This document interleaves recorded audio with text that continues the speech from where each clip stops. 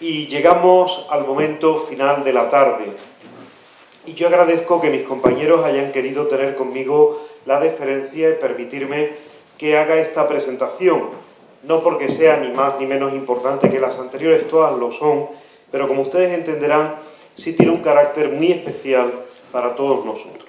Hoy, en una actividad del Programa Interuniversitario de Doctorado en Comunicación de las Universidades de Málaga, Huelva, Sevilla y Cádiz, nos va a dirigir la palabra alguien que se ha formado con nosotros, que ha obtenido el título de doctor con mención internacional por nuestro programa de doctorado, desde la universidad que le ha acogido, la Universidad de Huelva, pero como ustedes bien saben, también en este caso, con la mención en su título de nuestras otras universidades.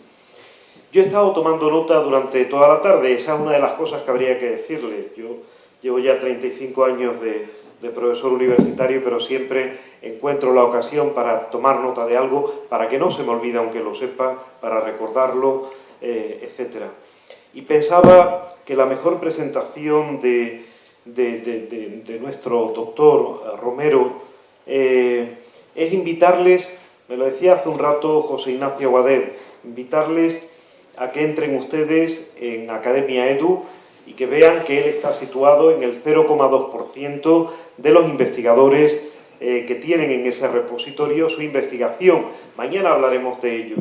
Tienen ustedes que homologarse, tener su referencia internacional como investigadores, estar según el ámbito científico de cada cual, en Academia Edu, en ResearchGate, en todo eso que luego va a ser bastante determinante para ello.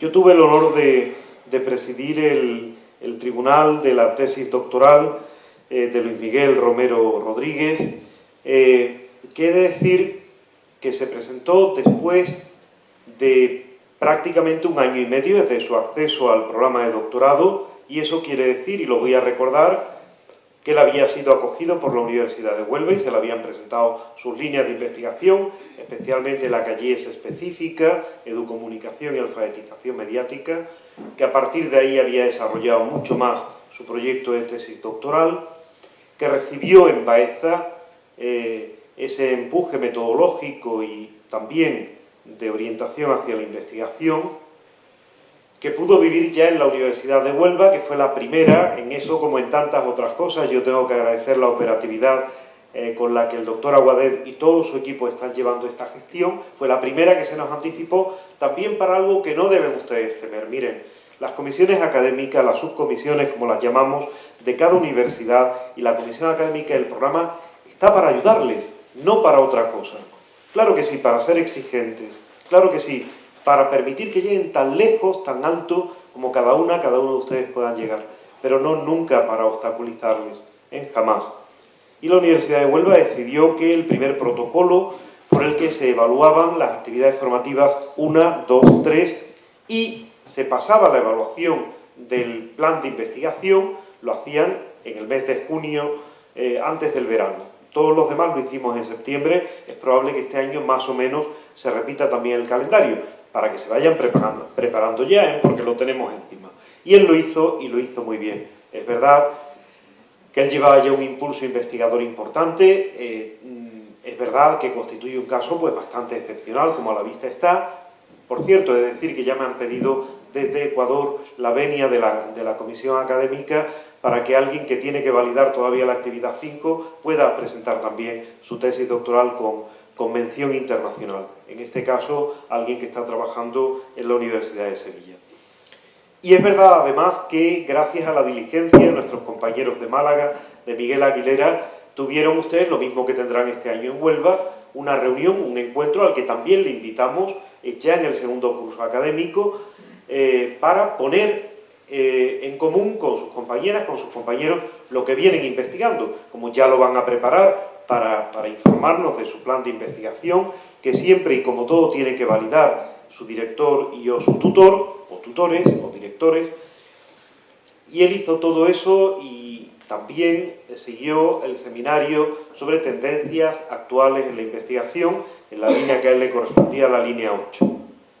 había hecho la actividad formativa 9, estuvo sus 3 meses mínimo de estancia internacional, que ustedes saben que de manera acreditada y con los informes preceptivos acredita para la realización de una tesis doctoral con mención internacional, y por eso tenemos el honor de presentar a alguien que cuando ustedes se ponen inquietos, cuando dicen, uy, 3 años, miren, es la regla del juego que nos han dado, nos han dicho que intentemos hacerlo en 3 años. Por supuesto que seremos generosos para aquellos que necesiten 4, que necesiten 5, pero les rogamos que hagan su cronograma como se les ha dicho y en la medida de lo posible que no tengan que pedir prórroga, si tienen ya las consideraremos. Por ello, es un honor verdaderamente para mí presentar un ejemplo de trabajo. Pero tengo que añadir algo más. Yo he tenido la suerte de participar en muchos de estos procesos de evaluación, de ver con la avidez con la que anotaba una nueva referencia bibliográfica, decía, esto me puede servir, esto sí lo conozco, es decir, que es un investigador de referencia. Pero Luis Miguel tiene algo que a mí me parece muy importante, para que no nos ocurra eso que decía John Lennon de la vida. La vida no es eso que ocurre mientras que estamos ocupados o preocupados por otra cosa. Para investigar hay que vivir, es vida lo que dedicamos a la investigación. Y hay que intentar ser felices, y hay que intentar ser alegres. A mí me gusta que haya habido una especial nota de humor y positiva en todos nuestros investigadores. Yo también la he apreciado en Luis Miguel Romero Rodríguez. Creo que es un gran investigador, creo que es un gran docente y que sobre todo es una persona decente, porque él nos dio un ejemplo extraordinario en una tesis doctoral muy comprometida para él desde su perspectiva vital y personal, y fue capaz de demostrarnos que cuando alguien investiga con rigor, los datos están por encima de toda duda y por encima de todo prejuicio. Yo por eso le quiero agradecer a él que eligiera nuestro programa de doctorado desde nuestra Universidad de Huelva, tan querida para nosotros, y en esa línea tan comprometida de educomunicación y alfabetización mediática. Y no le quito ni un minuto más. Luis Miguel, ha sido para mí un placer y un honor conocerte. Espero que además sigamos codo a codo y que yo pueda seguir aprendiendo mucho de ti, como ya pude aprender en la lectura de tu tesis doctoral. Muchas gracias. Bueno, pedazo de presentación que me ha hecho el profesor Vázquez Medel, además amigo, compañero y bueno, profesor siempre, ¿no? Gracias también a las personas que están desarrollando esta actividad. Creo que es una actividad que se ha desarrollado también con las uñas, ¿no? En la situación que se encuentra actualmente en la Universidad Española. El doctorado en comunicación es un esfuerzo, además un esfuerzo de los investigadores, un esfuerzo de los profesores, un esfuerzo de los tutores y de los directores que conforman este programa. ¿Cómo construir un modelo de evaluación y valoración de la calidad informativa? Todos los investigadores tenemos algo en común. Nos enfrentamos continuamente a páginas en blanco, las cuales pueden ser nuestro principal aliado, pero también nuestro peor enemigo. Por ello, lo primero que tenemos que tener en cuenta para realizar nuestra investigación es una revisión literaria exhaustiva sobre nuestra temática y un primer esquema sobre lo que redactaremos. El primer paso para desarrollar una tesis es el estado de la cuestión. Aunque el estado de la cuestión pertenece al marco teórico, en esta presentación lo tomaremos como punto de partida, por lo que lo consideraremos externo al mismo. Este primer capítulo de nuestra tesis recopila la historia de nuestra investigación, analiza investigaciones previas, distingue posiciones de investigaciones ya realizadas, incide en las investigaciones más novedosas y ayuda a delimitar y definir nuestro alcance del tema a estudiar. El estado de la cuestión da entrada al marco teórico. En esta etapa comenzaremos a profundizar sobre las posiciones teóricas, epistemológicas y ontológicas de aquellas cuestiones que inciden en el tema a investigar, coadyuva a clasificar el tema y a dividirlo en ámbitos, dimensiones e indicadores, así como también permiten comprender tanto al investigador como al futuro lector el contexto en el que se realiza la investigación y presenta resultados de otros estudios relacionados con nuestra temática. El marco teórico dará entrada al marco metodológico. En esta fase delimitaremos la línea de investigación, puntualizaremos los objetivos que queremos estudiar, proyectaremos las hipótesis, estableceremos el diseño metodológico en relación a los objetivos, seleccionaremos la muestra, diseñaremos los instrumentos de recogida de datos, validaremos estos instrumentos y realizaremos la prueba piloto de los mismos. Aquí surge muchas veces el inconveniente. ¿Cómo diseñamos los instrumentos de recogida de datos? ¿A partir de qué ámbitos, dimensiones e indicadores debemos estructurar la investigación? Precisamente esta es la importancia del marco teórico, porque ese es el estudio el que nos dará las pistas para construir nuestra investigación. Pero ¿cómo traducimos la teoría en instrumentos de investigación? De eso se trata esta intervención, y lo explicaremos a través del caso de la construcción de un modelo de evaluación y valoración de la calidad informativa de los medios. Bueno, ¿qué vengo yo a explicar acá? Yo vengo a explicar cómo pasamos del marco teórico a la investigación. Es decir, cómo traducimos toda esa cantidad de habladera de investigadores, etcétera, en datos. ¿Cómo hacemos ese proceso? Saben que empezamos siempre las investigaciones con un estado de la cuestión. ¿Sí? Empezamos realmente deprimidos, porque sabemos el tema, tenemos el tema en nuestras manos, pero empezamos a buscar delimitarlo. Cuando empezamos a buscar delimitarlo, nos ponemos tristes por lo que vamos a dejar de estudiar. Y empezamos a estudiar y decimos, tengo un tema de investigación de Einstein. Esto no lo tiene nadie en el mundo. Hasta que revisamos y nos encontramos que media humanidad está investigando sobre ese tema. A mí en mi caso no me pasó así, porque mi caso era desinformación. Y sobre desinformación se encontraban muchas cosas. El Club de Bilderberg, los extraterrestres, los alienígenas, el cuarto milenio, etc., ¿no? Tenía que aprender, el primer paso era a saber qué era una investigación académica, científica, seria, que tenga seriedad, rigor, a cualquier otra cosa que salga en los medios de comunicación. O sea, no puedo hacer una cuestión que lo haya escrito Jorge Javier, el de Sálvame, en su casa. ¿Okay? Había que buscar la fórmula de que eso se convirtiera, que la parte académica haya tenido una base teórica de investigaciones previas. Y empezamos a hacer, junto con mi tutor y mi otro tutor que está por allí, allá, el trabajo de saber cuáles son esas investigaciones que sí valen y cuáles son esos escritos que, aunque estén en un muy bonito formato, no es más que elucubraciones, ovnis, extraterrestres y teorías de conspiración mundial, ¿no? Finalmente empezamos a ver que una de las aristas de la desinformación era la calidad informativa de los medios de comunicación. Y dijimos, bueno, acá podemos hacer algo con un método científico. No podemos hacerlo sobre desinformación. ¿Por qué no podemos hacerlo sobre desinformación?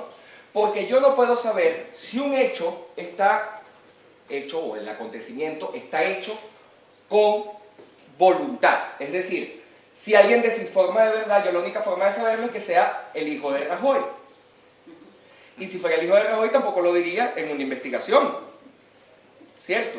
No puedo saber precisamente la voluntariedad que haya tenido la persona de desinformar. Por ende, es muy difícil, no tengo acceso a los datos. Para hacerles el cuento corto, ¿cómo pasamos de la tarea de la investigación? Esto es en genérico porque sé que aquí hay muchas líneas de investigación, pero fíjense que en el marco teórico, en mi caso, tuve conceptos de información y desinformación, tuve análisis teórico de los medios de comunicación, qué son los medios, cómo se conforman los medios, qué es la televisión, etc. Todo esto referenciado por investigaciones previas. Posteriormente, situaciones precomunicativas, cómo se mantienen los medios de comunicación, quién financia los medios de comunicación, la concentración de medios, etc. Manipulación informativa, estrategias de desinformación. Eso estuvo en el marco teórico. Pero realmente lo que conformó mi metodología fueron los dos últimos puntos del marco teórico, que fue las posiciones teóricas sobre la calidad informativa. ¿Qué se entiende por calidad informativa? Es la calidad informativa subjetiva. Para mí puede ser de calidad el Sálvame, pero quizás no es con rigor científico. Pero ¿quién dice que es algo de calidad o no? A veces vamos a un restaurante y decimos, ah, ese restaurante es muy bueno, y cuando va otra persona resulta que no le gustó. Porque la noción de calidad es subjetiva. Hay indicadores, hay dimensiones, ya lo vamos a ver, pero también las dimensiones y los indicadores, aunque los estudios no siempre son cualitativos, son subjetivos. Y por último, también encontré debates entre que la calidad informativa se verifica a través del producto final de los medios, es decir, ustedes reciben el periódico y analizamos la calidad de ese periódico. Yo dije, no, yo quiero analizar la calidad informativa porque la calidad informativa es un proceso. Porque a mí no me interesa que esté muy bien escrito, que tenga muy buen formato, pero que el contenido esté mal hecho porque los periodistas están mal pagados, o que el contenido esté mal hecho porque un periodista ahora tiene que dedicarse a hacer lo que antes, hace 5 años, hacían 10. ¿Me explico? Yo, a través de eso, que es un tema de conocimiento pragmático, es decir, mi trabajo se basa en eso porque fui periodista, dije, yo quiero estudiar la calidad como un proceso, no por el producto final. Por supuesto, había decenas de posiciones teóricas y solamente me quedé con las posiciones teóricas que están marcadas con el checkmark. ¿Qué es la calidad? Libertad, igualdad y orden. Es equidad, exactitud, relevancia y fairness. Fíjense que aquí ya yo estoy agarrando ciertas dimensiones. Estoy tomando ciertas dimensiones de los estudios. Perfección factual y gramatical. Es decir, que los hechos sean perfectamente trasladados al medio.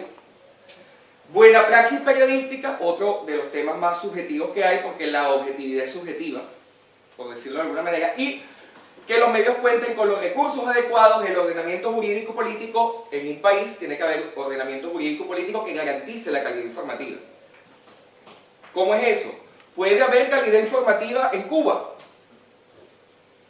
Si lo analizamos a través del producto final, a lo mejor el periódico Granma o Juventudes Rebeldes es excepcionalmente bueno a nivel de formato, pero la calidad informativa tenemos que revisarla con respecto a cuántas informaciones se hacen y cuántas de verdad se pueden poner en el Granma, porque hay una censura impresionante, o en el Corea del Norte o en Irán, es distinto. Entonces, me quedé con estas posiciones teóricas y a través de estas posiciones teóricas lancé hipótesis mentales, no las puse en la tesis todavía. Bueno, se puede tener calidad informativa en un país cuyo gobierno sea autocrático. Se puede. Bueno, vamos a ponerlo de hipótesis y vamos de verdad a estudiarlo. Lo puse en el caso de Venezuela, como se dan cuenta no soy de aquí de Cádiz. Y dije, bueno, lo voy a hacer de Venezuela porque tengo otra cosa que un profesor anteriormente lo dijo, tengo acceso a los medios de comunicación. Yo no puedo estudiar los medios de comunicación en Estados Unidos porque yo cuando mande un correo electrónico para decirles que le voy a hacer una encuesta a sus periodistas no me van a responder, ¿no? O sea, lo más evidente, por resguardo a su imagen corporativa, o va a ser muy difícil que yo conozca la realidad interna de los medios.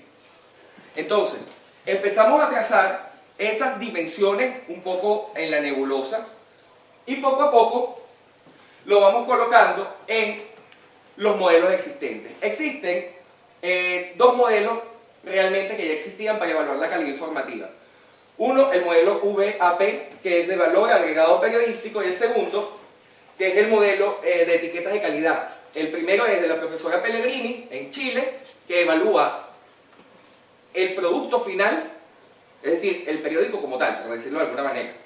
Y la segunda, que es del profesor de Pablos, de la Universidad de La Laguna, y la profesora Mateos, que evaluaban el medio como empresa, o sea, el medio de comunicación como empresa, a quiénes son los accionistas, quiénes son cuántas son las cuentas que maneja ese periódico, quiénes son las agencias de publicidad que publicitan en ese medio, quiénes son los anunciantes que publicitan en ese medio, porque tiene que ver, y esa es una pregunta que yo les hago, ¿ustedes creen que tiene que ver el anunciante con lo que aparece en el medio, sí o no?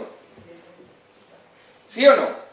Si yo tengo un periódico en Jerez y el Ayuntamiento de Jerez me contrata durante 4 años seguidos publicidad, ¿creen ustedes que saldrán noticias negativas o muchas noticias negativas del Ayuntamiento de Jerez? Es un poco incompatible. Entonces, una de las razones por las cuales yo dije no voy a analizarlo desde el producto final, sino desde todo el proceso, es precisamente porque eso incide en la calidad informativa. A mí no me interesa que el medio no tenga errores gramaticales o que el medio no tenga fotografía. Me interesa más bien analizar el fondo del asunto. Entonces, tomé esos dos tipos de estudios, esos dos marcos que existían, y dije, bueno, perfecto, ¿cómo traduzco esto y me lo llevo a hacer un estudio cuantitativo? ¿Cómo agarro esas dimensiones? Pues precisamente empezamos a trazarnos esas hipótesis ya en el texto. ¿Debemos entender la calidad a partir del producto final sin evaluar el proceso? Ya sabemos la respuesta.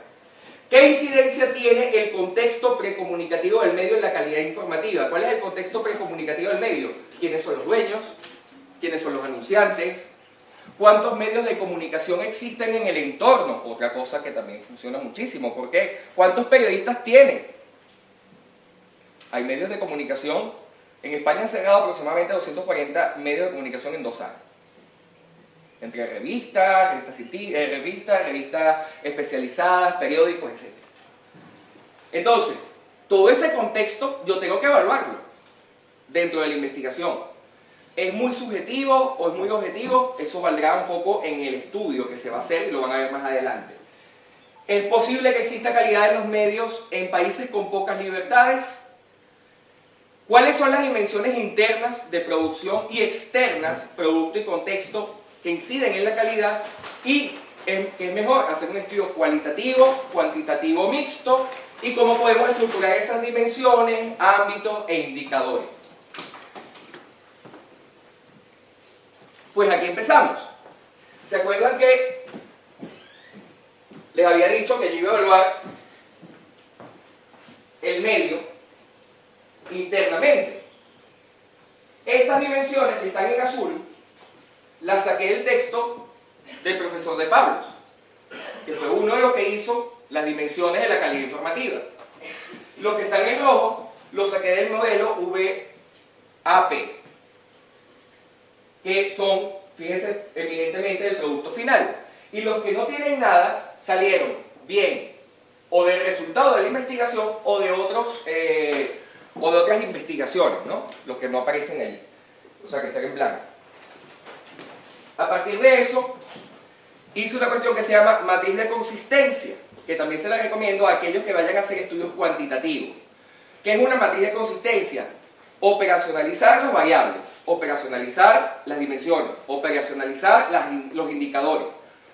Fíjense, fíjense, yo voy a hacer 3 índices. El índice del producto final, del contenido, el índice laboral, la situación de los periodistas, la situación de los editores, la situación formativa, la formación que tienen los periodistas, la normativa interna del medio, y también voy a analizar el medio como empresa. Son 3 dimensiones. En la primera, la laboral, por ejemplo, una de las cosas que pasó es que el profesor de Pablos dice que una de las dimensiones que tengo que estudiar es la formación. Y ahí me lo deja. Y ahí me lo deja. Se debe analizar la formación. Punto. Ah, muy bien. Pero ¿cómo lo hacemos? Pues nos vamos y decimos, bueno, ¿la formación de qué? Del personal del medio. Voy a analizar un medio impreso. ¿Qué se entiende por personal de medio impreso? Bueno, la junta directiva, el consejo editorial, el director del medio, los periodistas, el personal gráfico, ¿okay? Los fotógrafos. ¿Y qué voy a evaluar? Bueno, si tienen educación técnica o inferior hasta doctorado con postdoctorado. O sea, quiero hacer una escala de todos los estudios que se pueden realizar. Lo mismo pasa con el índice empresarial. Una de las dimensiones es la transparencia del medio de comunicación. ¿Transparencia en qué? Dinero. ¿Aparece la composición accionarial o no aparece? ¿Aparece en la web? ¿Aparece en el periódico? ¿Aparecen las ventas del periódico? ¿Aparece quiénes son sus financistas? Todo eso es transparencia. Si no aparece, ya empiezo yo a sospechar que el medio tiene algo que ocultar, pero tampoco nos vamos a ir a teorías de conspiración. Ya vamos a explicarlo a nivel numérico. Y tercero, en el ámbito de contenido. Acuérdense que eran periodistas, medios y contenido. Producto final. Una de las dimensiones que se estudió, al final fueron 72 dimensiones, les voy a mostrar 3 nada más, de 3 ámbitos. Eran las fuentes. Uso de fuentes corporativas. Esto es importantísimo, por ejemplo. ¿Por qué? Porque muchos medios de comunicación actualmente, ¿qué es lo que hacen? Tienen 2 periodistas, ¿por qué? Porque lo que hacen es reproducir lo que le mandan los departamentos de prensa de cualquier ayuntamiento, los gabinetes de prensa de cualquier empresa, y esperan a que llegue, ahí lo imprimimos, listo, tenemos un periódico. Eso sucede. Entonces, uso de fuentes corporativas, uso de fuentes primarias, contraste informativo, contrastar las noticias, por lo menos varias visiones, fuentes identificadas y promedio de documentación. ¿Cómo lo analicé? Si es mayor de 80% el uso de fuentes corporativas, si es menor entre 79 y 60, ¿ok? ¿Qué hicimos? Dividimos el número de dimensiones y le colocamos los indicadores para saber precisamente dónde íbamos a marcar luego en la encuesta, ¿no? Y en este caso el promedio de documentación y fuentes son números naturales, del 1 al 5, teniendo que 5 o más. ¿Cuántas documentaciones o fuentes tienes por noticia? ¿Tienes una? Pues tienes 0 puntos. ¿Tienes 5 más? Pues tienes 10 puntos, por decirlo de alguna manera, ¿no? Una escala para poder medir eso a nivel cuantitativo, que después vamos a ver cómo la valoramos, cómo la validamos. Cuantificando los indicadores, esto sí ya es la traducción de esas dimensiones que vimos y colocarlo en números. ¿Qué hicimos? De lo macro a lo micro.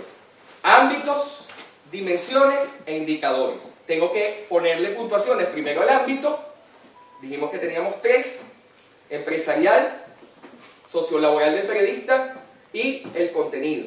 Entonces, en el empresarial tenemos 6 ámbitos, en el sociolaboral 5 ámbitos y en el contenido 11 ámbitos. Con 20 dimensiones el primero, 24 y 33. En total, ¿qué hicimos? Bueno, se propone que ya que no existe una teoría que me especifique que es más importante el contenido final que la situación de los periodistas, ni existe una teoría que dice que es más importante la transparencia del medio que la situación de los periodistas, yo dije, bueno, partamos por lo sano.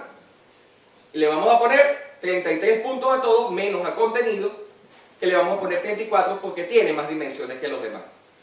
Todavía aquí no estamos haciendo nada científico. Ahora viene la validación. Esto es cómo fue el proceso creativo de un modelo de evaluación. Que así como yo hice un modelo de evaluación de la calidad informativa, otro lo puede hacer un modelo de evaluación sobre obras literarias, con dimensiones que tienen que estructurarla, o sobre relaciones públicas, con Gruning, con Wilcox, y ver esas dimensiones e indicadores que se van construyendo a partir de lo que van diciendo en la teoría. Cada ámbito, como son 6 ámbitos entre 33, nos da 5,5 cada ámbito. Esa es división. Agarra la calculadora y le da el resultado. En el sociolaboral, 5 ámbitos entre 33 nos da como 6,6. Y en el contenido teníamos 34 puntos, y ahí sí, con el caso del contenido, sí habían teorías que nos decían qué es lo más importante en algunos casos y en los otros no. ¿Se acuerdan de esa teoría de Pellegrini que la vimos al principio del valor agregado periodístico? VAP. Nos decía precisamente que, por ejemplo, porcentaje de información propia, es decir, la información que hacen los medios, debe tener mayor valor que la retroalimentación y defensoría. Tomé esos datos del yo digo VAP, pero porque soy panchito, pero es VAP. ¿Okay? Entonces, claro, es que no me sale natural, ¿sabes? Todavía me cuesta. Entonces, ese porcentaje de información propia iba a tener mayor valor porque en la teoría ya tengo algo que es un modelo que ya se está ejecutando en el año 2004, y además es el modelo que se ejecuta en Reporteros Sin Fronteras, porque lo utilizan en Reporteros Sin Fronteras. Es el que se ejecuta en muchos análisis preelectorales de muchos observadores internacionales. Es un modelo que ya ha tenido un recorrido y que ha funcionado relativamente bien. Por supuesto, ya empezamos a tener con esas divisiones los indicadores. Le estoy poniendo un solo ámbito, no son de los 72 ámbitos, ¿no? En el caso, por ejemplo, del contenido, que es el producto final, teníamos el ámbito fuente, uso de fuentes corporativas. ¿Se acuerdan el ejemplo que le pusimos? Mayor de 80% y tal, y ya empezamos a colocarle un valor. ¿Por qué? Porque si bien el ámbito fuentes tiene 8,8 puntos, son 8 dimensiones, y algunas dimensiones esta dimensión, por ejemplo, tiene un punto máximo en el modelo VAPO. No, VAP. Me vuelvo un lío. UAB. Vean. Entonces, ¿qué hicimos? Bueno, si tiene un punto máximo, evidentemente tengo 1, 2, 3, 4, 5 y 6. Menos 1 que es 0, son 5. Dividimos 1 entre 5. La escala que es 0,20, 0,20, 0,40, 0,60, 0,80 y 1. Y ahí tenemos ya convertido la teoría en número. Es fácil, ¿verdad? Yo voy a comprometerme aquí. El vídeo lo van a tener. El vídeo explicaba todo lo que estoy diciendo. Esta es la introducción. No mentira, nos vamos temprano que hay que beber. Vinimos para eso, ¿no? Entonces, les voy a pasar un vídeo que el vídeo le explica muy bien, porque no lo explico yo. Lo hice yo, pero no lo explico yo. Explica muy bien cómo se traduce esto. De todas maneras, aquí yo se lo estoy reforzando y me gustaría tener preguntas. ¿Okay? Aún así, los que me conozcan, es como que para que me haya interacción, levanten la mano y me pregunten. Ok. ¿Cómo seleccionamos la muestra? Ya teniendo un modelo que tiene sus cuantificaciones. La investigación iba a tener dos etapas. ¿Por qué? Porque yo no puedo investigar, yo tengo que hacer dos tipos de instrumentos. Uno que va a ir al medio de comunicación, que va a ser un cuestionario autoadministrado que los medios de comunicación me lo van a llenar, y otro que voy a analizar el producto final. ¿Cierto o falso? ¿Cierto o falso? Sí. Muy bien. Entonces, si voy a analizar el producto final, no puedo hacerlo a través de una encuesta al medio. Voy a hacerlo yo. No le puedo decir, ¿opinas tú que está muy bien lo que hace? Sí. No, tengo que analizarlo yo a través del medio. ¿Cómo hago? Pues, el primero, dirigido a los directores de los medios de comunicación, y el segundo instrumento, un cuestionario de evaluación directa al producto final. Sí, yo mismo me hago un cuestionario que encierra todas esas dimensiones e indicadores que vimos en ese ámbito de contenido. ¿Ok? Por supuesto existían limitaciones. El primero era el acceso a pocos medios de comunicación venezolanos. Cuando yo empecé a hacer la tesis hace ya 2 años y algo, yo tenía acceso a todos los medios de comunicación venezolanos. Cuando ya estaba en la mitad de la tesis, cerraron como el 70% de los medios impresos nacionales, o sea, 70% de los impresos nacionales son 2 o 3 medios. O sea, me quedaban, por un lado, un medio que era el de Miguel Otero Silva, aquí la profesora conoce porque la profesora también es periodista venezolana. ¿Ah? Que por eso corriste te quedabas sin ninguno. Claro, que si no me apuro en la tesis, vamos, que terminó de entrevistando a Maduro. Entonces, tengo un medio público y un medio privado. Un medio impreso público, que existen en Venezuela, estamos en Venezuela todavía. Un medio impreso público y un medio impreso privado, que no puedo decir los nombres para no afectarlos en esta presentación.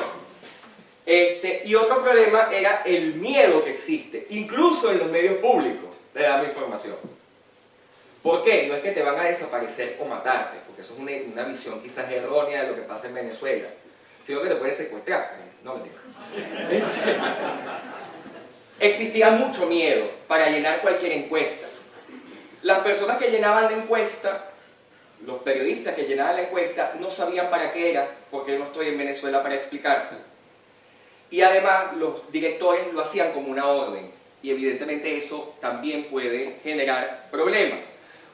¿Por qué? Porque si yo digo, en el medio existen normativas internas, aunque no exista, si te lo está mandando a hacer tu jefe, sí, claro, aquí todo está ordenado, jefe, para no perder el poco trabajo que existía. Para eso tuve que modificar el cuestionario, eso pasa muchas veces, y no se sientan mal cuando pase, hay que modificar el cuestionario para no hacer preguntas de carácter tan directo, y tuve que mandar a alguien a que hiciera ese cuestionario, y que recibiera las hojas, y que supieran que eso era una investigación en España, y que no lo estaba haciendo el medio para ver a quién votaba, aunque fuera de carácter anónimo. ¿Okay? Eso en caso en Venezuela. Aquí en España no hay miedo de nada.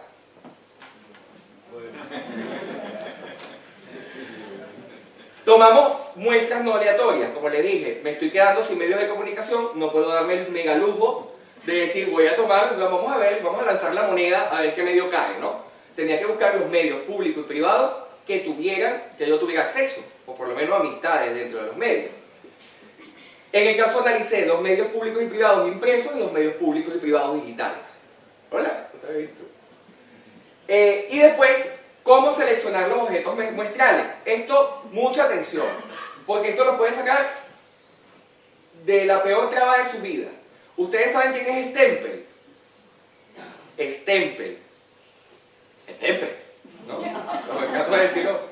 Stempel, en 1989, inventó un método que se llama el método de semana construida. Grábense ese nombre, anótenlo, tatúenselo, porque cuando vayan a seleccionar muestras, quienes vayan a trabajar con medios de comunicación, es una de las fórmulas más efectivas de seleccionar muestras. El modelo de Stempel lo que dice es, analizas 4 meses de ediciones, que creo que es soportable, 4 meses de ediciones de prensa, vas a tomar de esos 4 meses 3 ediciones al mes, 3, 1, 2, 3, lo cual te va a dar que vas a analizar en esos 4 meses 12 publicaciones, ¿vale? ¿Cómo lo hacemos? Para que sea de la forma más aleatoria posible, pero que haya resguardo temporal, ¿no? Por ejemplo, en mayo se estudió, en mayo, el primer mes, se estudió la primera semana, el día 1, 5 y 7. En junio se estudió la segunda semana, es decir, los días 10, 12 y 14. El primer mes, la primera semana, días impares. El segundo mes, la segunda semana, días pares de los primeros, ¿no? Julio, tercera semana, días 14, 15 y 18. ¿Por qué 14, 15 y 18? Porque estamos empezando con la mitad del mes. ¿Qué pasa? ¿Por qué se hace esto? Porque muchas veces los medios, cuando nosotros tocamos, decimos, vamos a analizar las muestras del domingo, o sea, viernes, sábado y domingo, los medios de comunicación no incluyen lo mismo, los viernes, los sábados y los domingos. Los domingos es un periodismo más tranquilo, más de lo que pasó en la semana, te ponen algunas recetas de cocina, y quizás los días martes, o después de las sesiones de los congresos de los diputados, etcétera, son mucho más fuertes. Entonces, ese método de la semana construida de Stempel lo que nos da es la posibilidad de seleccionar los objetos muestrales de la manera más aleatoria posible. Existen otros, yo tomé ese, existen otros que más adelante los vamos a enumerar, no lo vamos a explicar porque si no, no cenamos. Entonces, vamos a diseñar instrumentos de recogida de datos. No voy a explicarlos porque el profesor que me precedió hace 2 ponencias atrás ya explicó los métodos cualitativos. Algunos, observación participante, grupos nominales, focus group o grupos focales, el Delphi, la entrevista en profundidad, entrevistas abiertas, historia de vida, eso de biografía, etnografía, etcétera, ¿no? Que son datos cualitativos. Yo quería hacerlo cuantitativo, como vienen viendo, era número. Entonces, los estudios cuantitativos, ¿con qué herramientas? Pues evidentemente con la encuesta, con la observación de los medios, con el análisis de los medios y con la estructura de medición de medios. Hay métodos informáticos, yo utilicé la vieja regla y empecé a contar el porcentaje de informaciones políticas, económicas, sucesos, entretenimiento, educación, etcétera, con regla. Eran 12 ediciones, tampoco era mucho, ¿ok? Claro, 12 de un medio, 12 de otro, 12 de digital y 12 de 12 digital público y 12 digital privado. Así más o menos queda la encuesta. No voy a interesar mucho en el tema, pero ¿cómo transferimos esas dimensiones e indicadores a la encuesta? Precisamente tomamos esa matriz de consistencia y la propia matriz nos va a dar las preguntas de investigación. Como son doctorandos, a lo mejor se preocupan mucho. Mi recomendación para que saquen este doctorado rápido. ¿Quieren saber el truco? Ustedes para adelante. Ya después se ve, como dice José Mota, hoy no. Hoy no. No, hoy no. Exactamente. Es que la energía también me encanta. ¿Ok? Aquí, como les estaba explicando, se hizo la medición del medio con regla. O sea, si el medio me mide 20 centímetros por 4 columnas, son 80 centímetros de información. ¿Qué porcentaje de esos 80 centímetros de información tiene fuentes corporativas?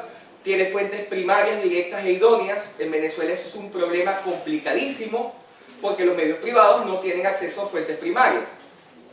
Entonces todo es como que un cuento de alguien, o sea, según nos cuentan, según ciertas fuentes oficiales nos informan que era muy complicado. Entonces los medios públicos sí tienen noticias como tal, porque tienen algo novedoso, y los medios privados lo que hacen es trazar lo que ya los medios públicos han dicho, ¿no? Entonces te dicen, según informaciones del Correo del Orinoco, que es uno de los medios públicos, pasó esto. ¿Y en digital cómo lo mediste? En digital lo medí por Atlas-T. Atlas-T, fíjense, Atlas-T es eminentemente para hacer investigaciones cualitativas, pero cuando ustedes meten todos los medios digitales y los señalan todos, les da el total de medición de las unidades informativas. Entonces, se hace el conteo de palabras por cada una. En el Atlas-T ustedes señalan, cuentan palabras y después empiezan con el conteo de palabras a ver si la información tiene fuentes corporativas o no tiene fuentes corporativas, la reduces en familias de código y tienes el resultado. Se escucha fácil, no lo es, pero si no empiezan a hacerlo, nos vemos en 5 años, que me invitarán otra vez. Entonces, viene la etapa donde ustedes se van a dedicar a hacer artículos científicos. ¿Por qué? Porque hay que esperar que el experto me conteste. ¿Quiénes han hecho validación por expertos por acá? Paloma, Patricia, ¿más nadie? Ana. ¿Cuántos se tardaron? ¿Cuánto se tardó tu experto? ¿Fueron buenos contigo? Sí, claro, porque te querían. Un poco, pero bueno, bien. ¿Cuánto? Otra cosa. 2 meses. Sí. 2 meses en contestarte. Bien, fueron buenos. Patricia. Los españoles, ahora los italianos. Los italianos, bueno, Como como 3 meses. Entonces, ¿qué pasa? Ustedes dirán, voy a esperar 3 meses. No, pónganse a hacer artículos científicos mientras eso llega. ¿Qué es eso de validación de expertos? Después que ustedes tienen toda esa matriz de consistencia y lo tradujeron en un modelo de lo que sea de calidad informativa, como sea de medición de datos corporativos, como sea de literatura, cuando ustedes mandan a expertos, los expertos van a su ritmo. Y van a su ritmo porque tienen que leer lo de ustedes, tienen que leer tesis doctorales, TFM, dar clases, responderle a las tutorías que hacen en la universidad y también tienen vacaciones. Entonces, traten de que esto no llegue, este tiempo, no llegar a la validación de expertos en julio. Eso es lo peor que puede pasar en España. Si ustedes llegan y mandan esto en julio, calculen diciembre. Porque julio ya es agosto. Termina agosto, ya septiembre, la Virgen de la Macarena, la otra, diciembre. Entonces, sí, yo mezclo todo ahí, lo que caiga. Entonces, selección, ¿cómo hice? Seleccioné expertos principales, pero también seleccioné suplentes. ¿Por qué? No vaya a ser que ese suplente, que ese principal me tarde más de 2 meses. Entonces, en el correo ya yo le colocaba que si podía hacerlo dentro de los 2 meses, perfecto. Pero que si no, me informara para yo buscar un suplente. Me pasó con 2, una de la Universidad de Sevilla y otra de la Universidad de Málaga, por cierto, que pasaron los 2 meses y no me contestaron, me fui a los suplentes.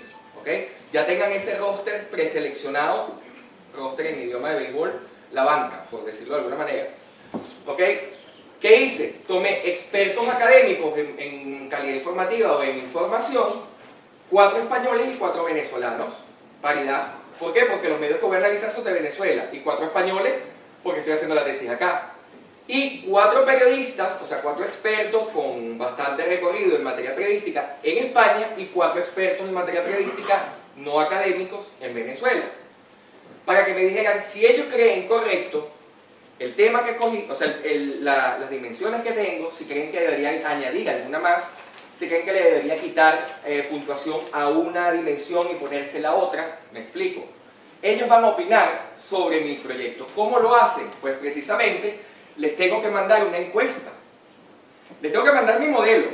Les tengo que mandar las instrucciones para llenar la encuesta y también tengo que mandarles una encuesta para que ellos opinen. Solamente 2 expertos me dijeron que debía cambiar las puntuaciones. Uno de los expertos fue Venezuela y otro experto fue aquí, que es el profesor Manfredi, y me dijo, debes cambiar la puntuación porque sucede en el caso de los medios digitales, que Manfredi se ha especializado mucho en esto en Canal Sur. En el caso de los medios digitales, el tema de la medición del porcentaje de informaciones propias no es lo mismo que en los medios tradicionales, porque no tienen el mismo, por decir, el mismo equipo de investigadores. Un medio digital a veces comparte con los medios impresos la información, entonces no podía analizar igual con el mismo puntaje los medios impresos y digitales, y tuve que hacer dos modelos con dos valores distintos. A ver. Bueno, esto es un ejemplo de la pregunta para que los expertos me contesten, ¿no? La valoración total de cada índice debe ser equitativa teniendo los índices empresarial y laboral un total de 33 y el de contenido de 34. ¿Se acuerdan que se los había comentado? Totalmente en desacuerdo, ni de acuerdo ni desacuerdo, de acuerdo o totalmente de acuerdo. Eso se llama la escala de Likert o de Likert. ¿Okay? Y luego, al final del cuestionario, para que me hagan opiniones, ¿okay?, sobre el mismo, sobre la validación, sobre todo. Aquí es prácticamente, esto es una investigación que estoy haciendo cuantitativa, a ver cuántos están de acuerdo, en desacuerdo. Si todos los expertos están en desacuerdo, algo malo hay. Y ahí abajo, en esa línea de respuesta, qué es lo que necesitan, qué es lo que les falta, ya yo voy viendo cómo voy modificando ese cuestionario. Luego se hace una prueba de pilotaje. Ya voy a terminar. La prueba de pilotaje, ¿qué es? Ejecutar la investigación a una muestra de la muestra, que no necesariamente tiene que ser del medio que yo estoy analizando, sí del contexto, pero no del medio. Entonces tomé un medio impreso de Venezuela, pero que no iba a ser el medio principal que iba a analizar. Tomé, en vez de 2 ediciones, tomé 3 y las analicé a través de mi modelo. ¿Qué hago con esto? Ver si hay alguna cuestión desfasada, si estoy siendo muy exigente con el modelo. También tú ves, eso tiene mucho de subjetivo. Ustedes dirán, Miguel, pero ya va, ahí se te va la objetividad al suelo. Es que si veo que yo analizo el primer medio y me dio sobre 100 que tiene 14 puntos, y analizo el segundo y el tercero y me da que tiene 8 puntos y 7 puntos, entonces ningún medio tiene calidad informativa. Tengo que tratar de también nivelar, ¿ok?, que los medios tengan, o sea, que por lo menos lleguemos a cerca del 50%, ¿ok? Y ya, eso es todo. Luis Miguel les enseña, Luis Miguel les entretiene y con mucho cariño les dice hasta la clase que viene. Gracias.